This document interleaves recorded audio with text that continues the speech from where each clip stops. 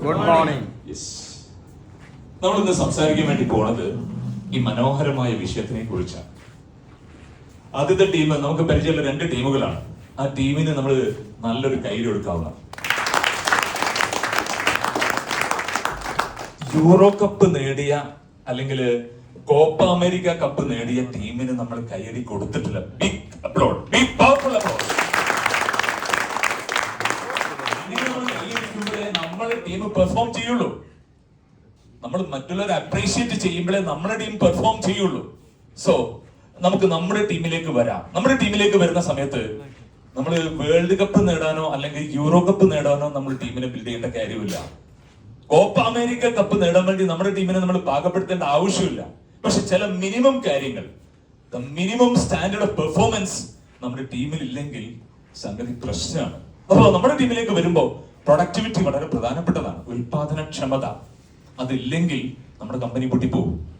നമ്മുടെ സ്റ്റാഫിന് അതില്ലെങ്കിൽ, നമ്മുടെ ടീമിന് അതില്ലെങ്കിൽ വലിയ പ്രശ്നമാണ്. അടുത്തൊരു കാര്യം കമ്മിറ്റ്മെന്റ് ആണ്. ഇത് രണ്ടും കൂടുമ്പോഴേ നമ്മുടെ കമ്പനി ശരിക്കും മുന്നോട്ട് പോവുള്ളൂ. ഉൽപാദനക്ഷമതയും അതേമാതിരി നമ്മുടെ സ്ഥാപനത്തിനോട് കൂറും. പിന്നീട് നമ്മുടെ ടീമിന് വേണ്ട വളരെ പ്രധാനപ്പെട്ട ഒരു കാര്യം അജിലിറ്റി ആണ്. ആർക്കാണ് ഇതിന്റെ മീനിങ് പറയാൻ പറ്റുക? What is agility? Anybody? Agility ആണ് വളരെ പ്രധാനപ്പെട്ട ഒരു കാര്യം. അതില്ലെങ്കിൽ വലിയ പ്രശ്നമാണ്. ടീമിന്റെ വലിയൊരു കാര്യമാണ്. The oxygen of the team is agility. Agility is ചുറുചുറുക്ക്. ഓക്കെ, അപ്പൊ ആ ചുറുചുറുക്കുള്ള ടീമിലേക്ക് നമ്മൾ പോകുമ്പോൾ ഏറ്റവും പ്രധാനപ്പെട്ട ടീമിലെ മെമ്പേഴ്സ് സ്പെഷ്യലിസ്റ്റ് ആണെങ്കിൽ വലിയ പ്രശ്നം കേട്ടോ. സ്പെഷ്യലിസ്റ്റ് നമ്മളെക്കാൾ എക്സ്പെർട്ടാ, സംരംഭകനിൽ എക്സ്പെർട്ടാ. നമ്മളെ പറ്റിച്ചവൻ പോകും. അവന് കമ്മിറ്റ്മെന്റ് ഇല്ല. രണ്ടാമത്തെ ടീം പ്രോ ആക്റ്റീവ് ആണ്. That's very good. അത് നമ്മുടെ ഭാഗ്യമാണ്. നമ്മുടെ ടീമിന്റെ ഭാഗ്യം ഈ പ്രോ ആക്റ്റീവ് ആയ ടീമാണ്. അതൊക്കെ എങ്ങനെയാണ് നമ്മൾ വിശദമായി ചർച്ച ചെയ്ത് പഠിക്കേണ്ടതാണ്. 5 മിനിറ്റിൽ അതൊന്നും നടക്കാത്തതുകൊണ്ട് നമുക്ക് ചുരുക്കി പറയാം. നെക്സ്റ്റ് സക്കറാണ്.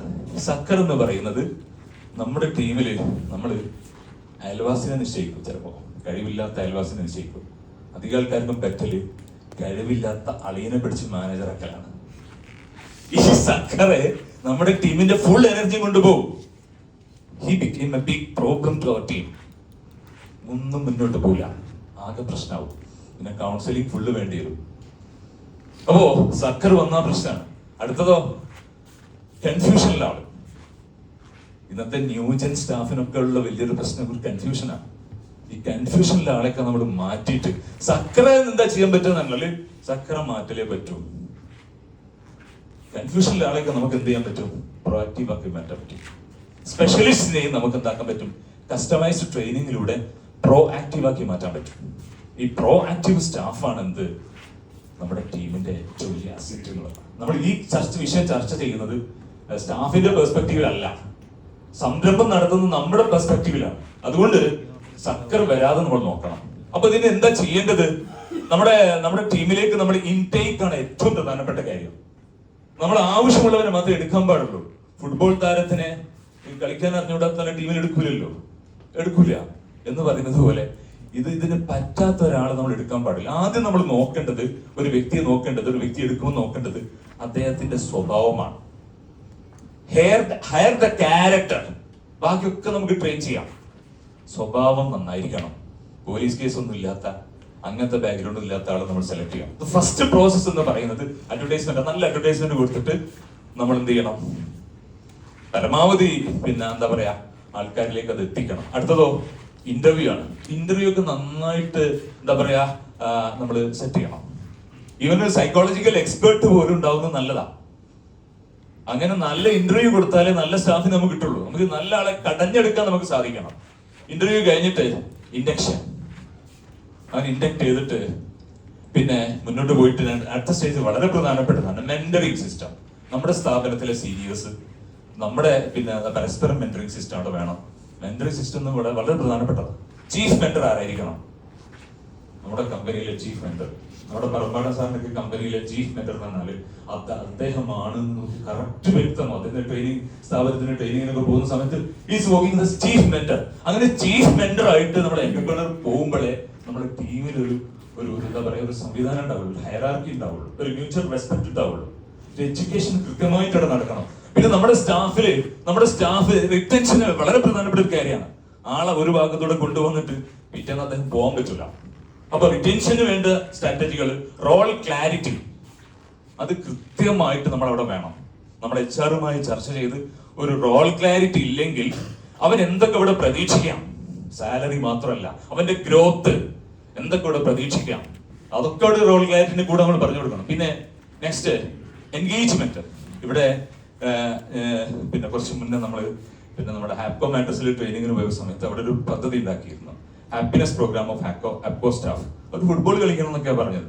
അതേമാതിരി പല നിലക്കുള്ള എൻഗേജ്മെന്റ് നമ്മുടെ പറമ്പാടൻ സാറിന്റെ പിന്നെ ടീമില് പറമ്പാടൻ ലീഗൊക്കെ നടത്താറുണ്ട്. വളരെ സന്തോഷമാണത്. ദാറ്റ് കൈൻഡ് ഓഫ് എൻഗേജ്മെന്റ് എല്ലാ കമ്പനിയിലും വേണം എന്നുള്ളതാണ്.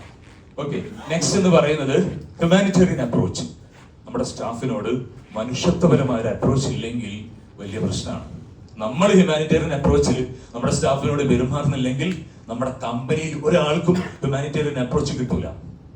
സോ അതൊരു സൈക്കിളാണ്, അതൊരു സംസ്കാരമാണ്. നമ്മുടെ സ്ഥാപനത്തിൽ നമ്മുടെ സ്റ്റാഫിന് കൊടുക്കേണ്ട ഒരു സംസ്കാരമാണ്. Create team culture. നല്ല കൾച്ചർ അവിടെ ഉണ്ടാക്കണം. കൾച്ചർ ഉണ്ടാക്കണമെങ്കിൽ ഒരു സംരംഭകന് കൾച്ചർ ഇല്ലെങ്കിൽ അവിടെ മറ്റൊരു കൾച്ചർ ഉണ്ടാവില്ല. നമുക്കില്ലാത്തൊരു സാധനം കൊടുക്കാൻ പറ്റില്ല. അപ്പൊ അത് എന്ത് വില കൊടുത്തും നമ്മള് ഇതൊക്കെ അവിടെ ഉറപ്പെടുത്തേണ്ടതാണ്. പിന്നെ ഫ്രീക്വന്റ് ആയിട്ട് ട്രെയിനിങ് കൊടുക്കുമ്പോൾ കൾച്ചർ ഉണ്ടാവുള്ളൂ. ക്വാളിഫൈഡ് ആയ എഡ്യൂക്കേറ്റഡ് ആയ ആൾക്കാർ ട്രെയിനിങ് കൊടുക്കുമ്പോൾ അവിടെ കൾച്ചർ ഉണ്ടാവും. അപ്പോ ടീമിലേക്ക് വരുന്നത് പല വ്യത്യസ്തമായ ആൾക്കാരാണ്, പല വ്യത്യസ്ത ഫീച്ചേഴ്സുള്ള ആൾക്കാരാണ്. അവരെ ഒരേ ചരടിൽ കെട്ടി മുന്നോട്ട് പോകുമ്പോൾ നമ്മുടെ ടീം മുന്നോട്ട് പോകും. ഒരു കാര്യം വളരെ പ്രധാനപ്പെട്ടതാണ്, നമ്മുടെ ടീമിന്റെ സ്ട്രെങ്ത് എന്ന് പറയുന്നത്, ഏറ്റവും സ്ട്രെങ്ത് എന്ന് പറയുന്നത് എന്താണെന്നറിയോ? ഏറ്റവും വീക്കായ കണ്ണിയാണ്. ഏറ്റവും കണ്ണി വീക്കായ ചെയിൻ ഫുള്ള് പൊട്ടും. അതുകൊണ്ട് നമ്മുടെ ടീമിനെ ഏറ്റവും ശക്തമാക്കാൻ വേണ്ടി നമ്മൾ ഓരോ ദിവസം ശ്രമിക്കേണ്ടതാണ്. ടീം ഇല്ലെങ്കിൽ നമ്മളില്ല. ഒരു ടീം മെമ്പർ മതി നമ്മുടെ വലിയ ടീമിനെ, കെട്ടിപ്പൊക്കിയ ടീമിനെ, ഈ ടീം വലിയ കമ്പനിയെ തകർക്കാൻ അയാൾ മതി. One member can make or break your team. Thank you so much. Thank you, sir. That was amazing and great learning experience.